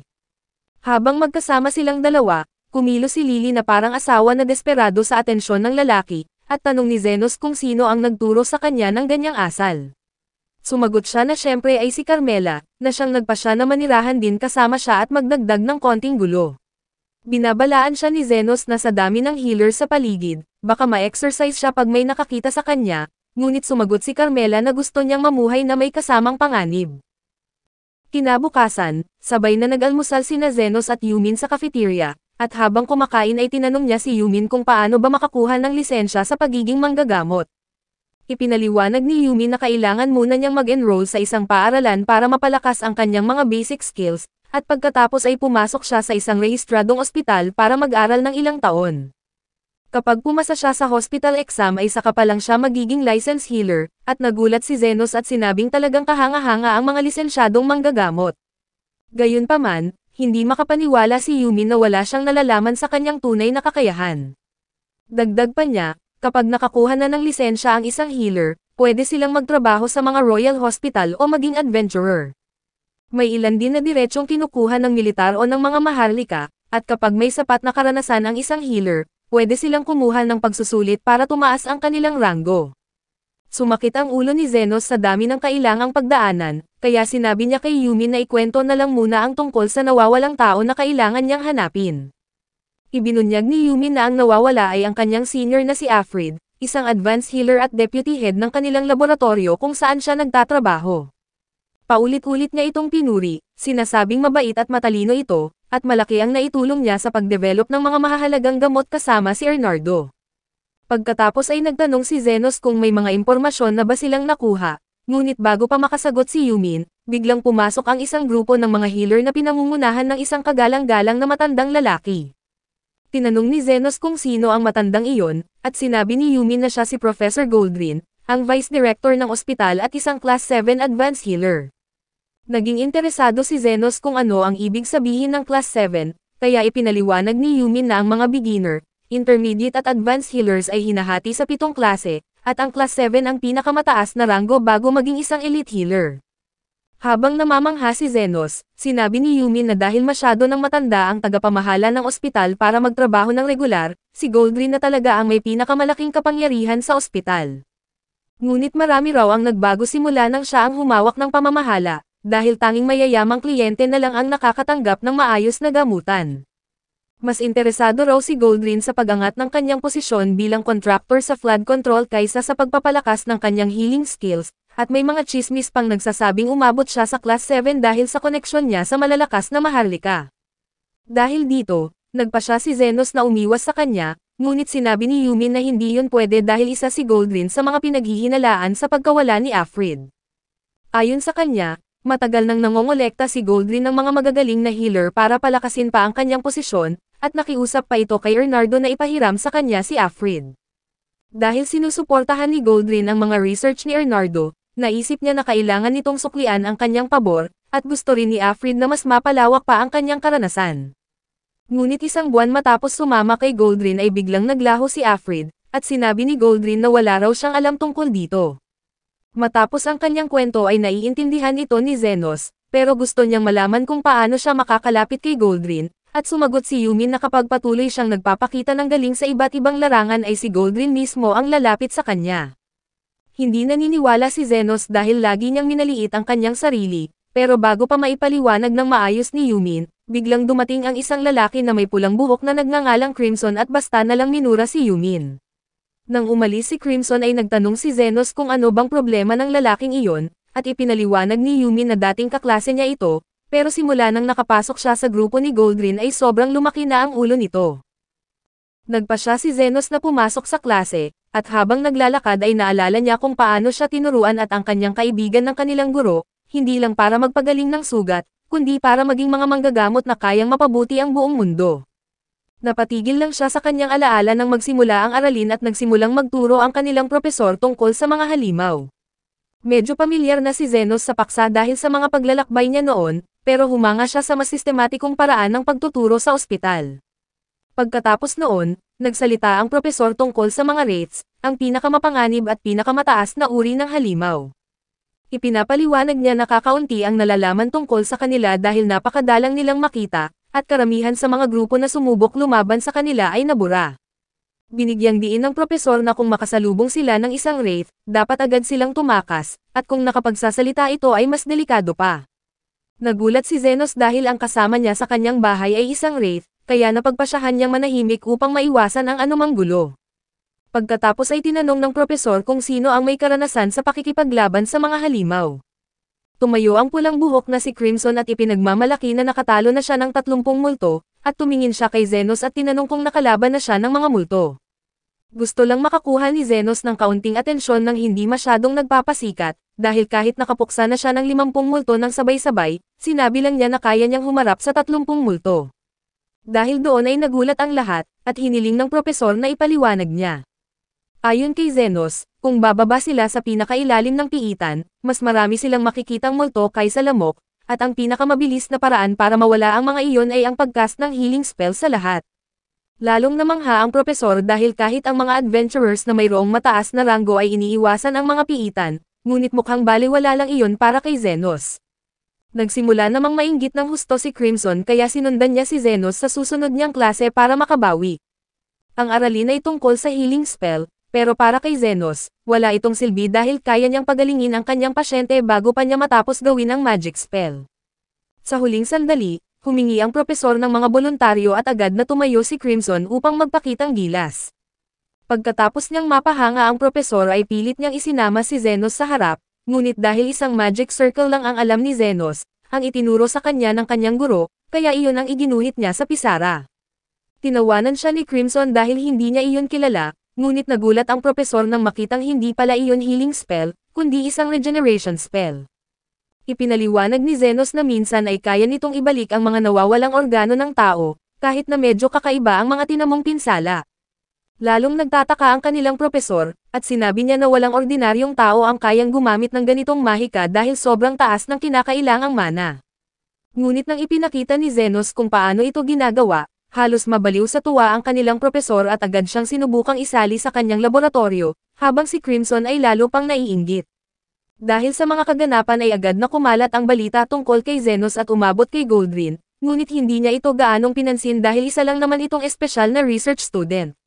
Ngunit sa sandaling ito, biglang iniulat sa kanya ng isa sa kanyang tauhan na may mga multo na nagpakita sa isang lokal na sementeryo. Inutusan ni Goldrin na magpadala ng grupo ng mga healer upang harapin ang problema, at idagdag si Zenos sa grupo upang makita kung kaya niya talagang labanan ang 30 multo ng sabay-sabay. Pagdating ng grupo ng mga manggagamot na pinamumunuan ni Crimson sa sementeryo, kalahati agad sa kanila ang napaihi sa takot nang makita ang mga multo. Isa-isa nilang pinapatay ang mga ito gamit ang buong haba ng kanilang mga incantation, ngunit para kay Zenos, sobrang bagal at hindi praktikal ang ginagawa nila. Sinabi ni Yumi na natural lang na ganoon ang tingin niya, at sa gitna ng kanilang laban ay sumuko na ang mga manggagamot, kaya't nagtipon sila sa iisang lugar at ang mga multo ay pumapalibot sa kanila. Gayunpaman ay iyon talaga ang plano ni Zenos, ginamit niya ang isang napakalakas na healing spell at nilipol ang lahat ng multo ng sabay-sabay. Dahil doon ay nagulat ang lahat, pero mabilis namang inangkin ni Crimson ang mga papuri gaya ng ginawa ng kanyang paboritong master na si Goldrin Cream. Ipinagmamalaki niya na siya ang tumalo sa mga multo, at naniwala naman ang lahat kahit alam ni Yumi na si Zenos ang gumawa nito. Si Zenos naman ay walang pakialam sa kanyang kayabangan, kahit sinabihan pa siya ni Crimson na hindi niya kailanman tatanggapin ang kakayahan niya.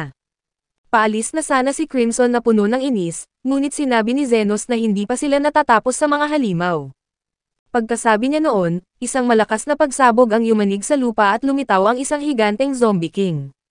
Ngayon ay nanginginig sa takot ang mga manggagamot, pero agad silang lumingon kay Crimson, sinasabi na buo ang tiwala nila na kaya niya itong talunin. Hindi makapagpaliwanag si Crimson na nagsisinungaling lang siya, kaya humingi siya ng tulong kay Yumin, ngunit tinignan lang siya nito at sinabing ipakita raw niya ang tunay na galing ng mga miyembro ng Goldgreen Healer ng mag-isa. Dahil doon ay humingi naman siya ng tulong kay Zenos, ngunit tapat na sinabi ni Zenos na kayang-kaya niya itong mag-isa kaya hindi na niya kailangan ang kanyang tulong. Dahil wala nang ibang pagpipilian, tumakbo si Crimson papunta sa zombie habang nanginginig sa takot. Ginamit niya ang high healing spell, ngunit maliit na hiwa lang ang nagawa nito at agad pang gumaling, kaya't nataranta si Crimson dahil walang silbi ang pinakamalakas niyang spell. Mabilis siyang inatake ng Zombie King, kaya pilit niyang iniiwasan ang mga atake na ikinatuwa ni Zenos, at tinanong niya si Yumin kung bakit hindi lumalaban si Crimson, at sinabi nito na nagsisinungaling lang siya na kaya niya itong talunin. Pagkatapos ay hiniling pa niya kay Zenos na huwag niyang tulungan si Crimson dahil kailangan niyang matuto, ngunit napansin ni Zenos na may gusto si Yumin kay Crimson, isang certified na malanding babae na hindi lang makapag-admit. Sa mga puntong iyon, tinamaan si Crimson at hinawakan siya ng zombie hanggang marinig ang pagdurog ng kanyang mga buto, at nang malapit na siyang kainin ay nakiusap siya na tulungan siya. Doon kumilos si Zenos at ginamit ang isang napakataas na antas ng kanyang abilidad, ang Mega Heal, na naglabas ng 12 ng makukulay na healing orbs na agad na pumatay sa higanteng halimaw. Pagkatapos noon, nagsimula na namang magbangayan sina Crimson at Yumin, pero abala si Zenos sa iniisip na ang mga undead ay natural na naaakit sa mas malakas na undead. Bagamat iniisip ng iba na ang mga multo ay nagtipon dahil sa Zombie King, ngunit napagtanto ni Zenos na lumitaw ang Zombie King dahil naroon sa ospital ang pinakamalakas na wraith na si Carmela. Nang makabalik si Zenos sa kanyang dormitoryo, sinabi niya kay Carmela ang teorya na ang mga undead ay naaakit sa mas malalakas na nilalang. Tumango ito ng may kayabangan, sinasabing dahil iyon sa kanyang pagiging masarap at pagiging sexy, kaya hindi mapigilang lumapit sa kanya ang mga halimaw kahit patay na sila.